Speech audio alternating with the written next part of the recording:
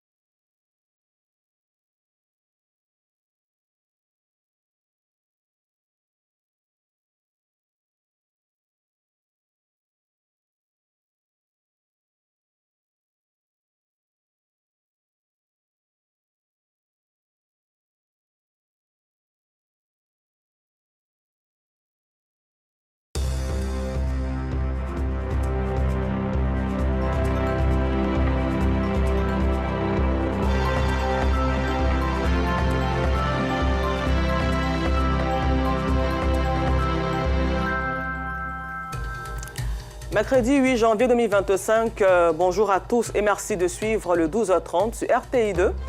Au sommaire de l'actualité, ce mardi, les autorités ivoiriennes ont effectué une visite du navire Zimrinda contenant 20 000 tonnes de nitrate d'ammonium. Et cette visite qui visait à rassurer l'opinion publique s'est faite en présence de la presse.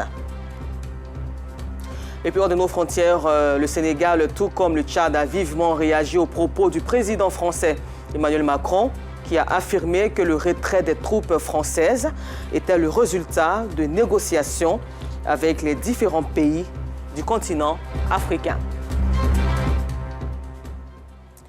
Merci d'être des nôtres sur RTI2.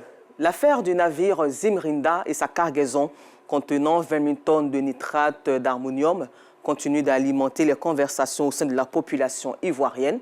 Pour lever donc toute ambiguïté sur cette affaire, les médias ont été invités ce mardi à une visite sur le navire.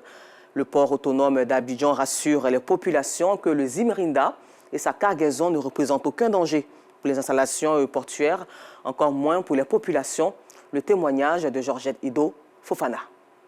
Si le navire est arrivé, que nos forces de sécurité ont pu mettre la main dessus pour voir qu'il y a des produits dangereux dedans, c'est pour dire que nous sommes satisfaits de nos corps habillés parce qu'ils font leur travail. C'est pas normal qu'on déverse des produits comme ça en Côte d'Ivoire parce que notre pays est un pays respectable et respecté. Il faudrait qu'on arrête de se foutre un peu des Ivoiriens. Normalement, on doit vérifier la norme, si ces produits sont certifiés et quel est l'impact de ces produits-là dans ce pays-là. J'ai aussi vu que le bateau est venu accoster, à ma grande surprise. Et je me pose plusieurs questions, vu que la fois dernière, nous avions croire que le bateau était en partance et aujourd'hui, on nous dit que le bateau vient accoster. Et vraiment là, je suis stupéfait. D'autres pays ont refusé et chez nous, on accepte. Voilà, c'est ce que moi je ne comprends pas, puisque c'est des produits dangereux. Voilà ce que savent et pensent les Ivoiriens du navire Zimrinda et de sa cargaison transportant 20 000 tonnes de nitrate d'ammonium. Un intrant utilisé pour les engrais, c'est-à-dire les activités agricoles, mais également pour la production d'explosifs à des fins de terrassement, entre autres pour des activités minières et le bitumage de routes. Ce navire, arrivé sur les bords des eaux ivoiriennes le 30 décembre dernier, a créé d'énormes polémiques. Pour faire la lumière sur cette affaire qui suscite beaucoup d'encre sur les réseaux sociaux, les journalistes et hommes de médias ont été conviés à une visite sur le navire. Comme tout navire entrant dans le port, ce navire a fait l'objet d'un contrôle par la DGAMP, qui est la direction des affaires maritimes et portuaires. Aucun navire n'est pas accédé au port d'Abidjan et dans les ports ivoiriens sans un contrôle de la DGAMP qui prend en même temps le temps de vérifier si ce navire est inscrit quelque part sur une liste noire. Donc si le Zimrinda est dans le port, c'est que le Zimrinda n'est pas sur une liste noire. La cargaison que vous avez derrière vous a fait l'objet de deux autorisations différentes. Une première, selon le besoin de l'opérateur, il a commandé un volume en 2 temps. Donc il a 2 autorisations pour cela. Si depuis des années, le nitrate d'ammonium passe par le port, que vous n'avez pas entendu parler, c'est parce que ça se passe correctement par rapport à la réglementation. Depuis des années, des explosifs passent par le port. Le mercure passe par le port. Beaucoup de choses passent par le port. Tous les ports du monde sont faits pour transporter tout. Bien qu'étant un produit sensible, le nitrate d'ammonium est régulièrement manutentionné au port d'Abidjan dans les conditions sécuritaires appropriées conformément à la réglementation maritime internationale, assure le directeur général du port. Je voudrais donc à ce niveau rassurer les populations ivoiriennes et l'opinion internationale que les ports sont les lieux de passage de toutes sortes de marchandises, dont les marchandises dites dangereuses, classées de 1 à 9 par l'Organisation mondiale du commerce. Ces marchandises dangereuses, dont le nitrate d'ammonium, sont cependant des matières premières d'industrie. C'est vrai, c'est des matières dangereuses, mais c'est utilisé par les industries. Donc c'est des matières premières d'industrie, donc ils doivent passer par les ports. Et comme ils sont sensibles ou dangereux, ils font l'objet d'un traitement particulier dans tous les ports du monde normalement. Les ports ivoiriens sont dans ce cadre-là soumis au respect strict d'un dispositif réglementaire robuste mis en place par l'État pour protéger les populations et les biens. Selon les responsables du port, après Abidjan, le navire Zimrida prendra la mer, direction l'Angola et la Tanzanie pour d'autres débarquements. Les conducteurs de motos, taxis et taxis communaux imposent leur dictat. Les manœuvres de ceux-ci créent d'énormes difficultés aux autres usagers de la route et aux habitants du quartier Sagbé, notamment toutes sortes de désagréments, dont des pertes en vie humaine. Carton rouge est signé Théodore Zouzou, Kader Bachil, Dieudonné Siloué et Pagasoro Kone de Madangui. Ici, c'est Sagbé Antenne, communément appelée Dereraya. Eh bien, nous sommes dans le district autonome d'Abidjan, précisément dans la commune d'Abobo, commune de la solidarité, de la fraternité et du partage. Cette cité, il faut le savoir, s'est résolument engagée pour assainir son cadre de vie, rendre son environnement sain, salubre, beau et sublimissime. Il est aussi utile de rappeler que la première magistrate de cette commune, Kandia Kamara, a placé l'année 2025 sous le signe du civisme et de la discipline avec des populations intègres dotées d'un comportement responsable et consciencieux, d'où le slogan « Abobo Ezo ». Cette décision et cette vision des autorités municipales en ce début d'année 2025, foulées aux pieds, écrasées, pilées, broyées, piétiné par certains chauffeurs de taxis communaux et ses conducteurs de tricycles. À preuve, à cet endroit, non loin de l'église Saint-Joseph, tout comme à ce carrefour, juste après le chantier du métro, ces taxis font des demi-tours catastrophiques et spectaculaires. Et oui, ils tournent comme ils le veulent. Ils tournent comme bon leur semble, et ce, sans tenir compte des autres usagers de la route. En réalité, pour eux, ils ne sont nullement concernés par le code de la route. D'ailleurs, savent-ils ce que c'est que le code de la route? Connaissent-ils réellement le code de la route? Question. Si il y a fait 100 giratoires, là-bas, il y a trop d'embouteillages là-bas. Donc là, si c'est pour aller tourner là-bas, il prend trop de temps. Là-bas, là, il y a blocage là-bas. C'est pourquoi il tourne ici. Et c'est que c'est pas bon, mais là, si il y a fait rond-point là, tu sais, rond-point là, toi-même tu vois embouteillage là. Et pourtant, il y a bel et bien un sens giratoire sur la voie express d'Abobo, non loin de la gendarmerie. Mais à ce rond-point de la gendarmerie, le comportement malsain et empesté des chauffeurs de véhicules de transport en commun crée chaque jour un embouteillage monstre. Et les uns accusent les autres. C'est à cause de l'embouteillage aussi à tourner. Surtout les chauffeurs de Wororo même. Eux, mais c'est leur travail même. Souvent, mais ça provoque des accidents. Que c'est malheureux. Mais les maîtres des lieux ici, ce sont eux, les taxis communaux, appelés communément Woro, et les mototaxis. Et pour illustrer que c'est véritablement eux les maîtres des lieux, les patrons de la voie, les rois de ce tronçon, les tricycles se permettent de confisquer cette voie qui dessert les différents sous-quartiers. Ils sont fiers d'ailleurs de ce fait. Ils n'ont aucun regret. Ils s'en foutent éperdument de la présence des autres usagers et ils n'ont point d'égard pour les riverains.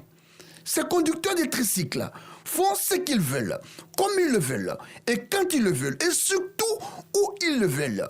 En fait, il n'y a rien en face. De la manière qu'ils conduisent là, c'est pas normal. Là, il faut qu'on mette de l'ordre à leur conduite. Dans la conduite ici, là, des fois même quand la route est vide, même il accélère d'une manière comme s'ils sont pressés. Des fois, bon, ce n'est pas un virage ni rien, mais ils cherchent à changer de direction et ils tournent. Même ce n'est pas un carrefour, ils cherchent à tourner tout ça là. Leurs défenseurs, les syndicats qui indiquent la place où stationner sont bien conscients du désagrément que ce blocus cause aux véhicules personnels, mais aussi aux riverains. À la vue de notre caméra, ils font bien semblant de libérer les lieux. Mais quand sont 17 heures, c'est un autre spectacle, une autre scène, un autre décor, oui, un tableau sombre qui malheureusement s'apparente à une jungle. Vitesse maximale des mototaxis qui se faufilent, tournent, s'arrêtent là où on s'attend le moins. Normal. Ils sont pour la majorité des enfants. C'est pas normal que nous occupons les deux voies comme ça. C'est l'autorisation des syndicats qui dit de prendre la ligne, on passe à là-bas. Voilà pourquoi nous sommes ici. Évidemment, bonjour aux dégâts, bonjour à l'embouteillage, bonjour à l'incivisme et à l'indiscipline, des comportements indignes, choquants et révoltants que déploient riverains et autres automobilistes. Prendre le sens inverse, vraiment ça nous gêne. Voilà, c'est qui tourne en désordre ici. Voilà, donc ça fait que toujours il y a embouteillage ici. Je ne suis même pas les codes de la route. Parce que quand ils viennent là, ils peuvent prendre tous les voies, où il y a voie seulement, ils roulent. Ils viennent gratter les voitures des gens, bon, ça, tu t'arrêtes là, ils viennent t'entourer, ça ne va pas aller quelque part. On doit les chasser même, on doit les enlever ici. Vraiment, le désordre est trop grand, vous voyez. Que ce soit les chauffeurs de taxis communaux ou les conducteurs de mototaxis, ils ne sont nullement menacés ou inquiétés par la présence des forces de défense et de sécurité au travail dans le cadre de l'opération Épervier. Non, pas du tout inquiétés, car ce qu'ils font sur les routes est normal, censé et réglementaire. Conduisent bien. Le tricycle pour aller à l'école, au retour, aller-retour, à chaque fois. À cause des voitures, il y a l'embouteillage, vraiment ça nous fatigue. On n'a pas le choix. Leur loi ou le code de la route est bien ce qu'ils font sur les voies au quartier Sagué Antenne en mettant chaque jour en danger la vie de nombreux citoyens.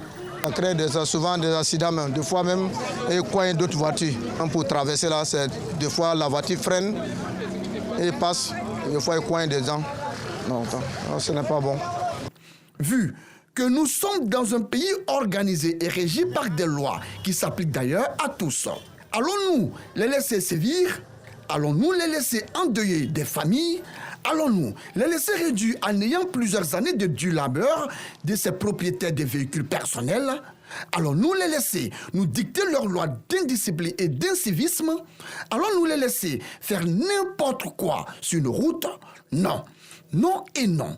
Nous le refusons aujourd'hui, nous le refusons demain. Alors, vu le désordre hyperbolique, vu l'anarchie exagérée, vu l'indiscipline outrancière, vu l'incivisme notoire et incommensurable, vu l'immense tort causé par ces chauffeurs de taxis communaux et ces conducteurs de mototaxis, aux honnêtes automobilistes et aux riverains de ces quartiers, un carton rouge, oui, un carton très très rouge leur est attribué. Carton rouge également aux syndicats de transport de ce secteur qui les installent sur les différents tronçons sans tenir compte des intérêts des autres. Et surtout, qui ne disent absolument rien du mauvais comportement de ces chauffeurs de taxis communaux et de ces conducteurs de mototaxis sur la route du quartier Sagué Antenne. Seule chose qui les intéresse, leur argent. Et quel argent? Allez-y savoir. Il est temps, grand temps, que la municipalité et les fonctionnaires de police se réveillent et se planchent véritablement sur cette question qui gangrène la vie de l'ensemble des usagers et ternit malheureusement l'image de cette cité qui se veut belle, attractive et moderne. Toute chose qui contraste foncièrement avec la vision du maire de la commune d'Abobo, Kandia Kamara, celle de faire d'Abobo la commune la plus disciplinée en 2025. Et dans ce même registre, Zoé Bruno, Soweto, dans la commune de Koumassi, à Mal-à-Savoirie, la voie d'accès principale du quartier est dans un état de délabrement très avancé. Et cette situation n'est pas du tout facile pour les usagers et la population. Conscient donc de cet état de fait, la mairie de Koumassi prévoit d'entreprendre des travaux de réhabilitation pour le bonheur des populations. Hors de nos frontières, le Sénégal, tout comme le Tchad, a vivement réagi aux propos du président français Emmanuel Macron, qui a affirmé, entre autres, que le retrait des troupes françaises était le résultat de négociations avec les différents pays du continent. Faux, affirme le Sénégal, qui a annoncé fin décembre la fermeture des bases militaires françaises en 2025 dans son pays.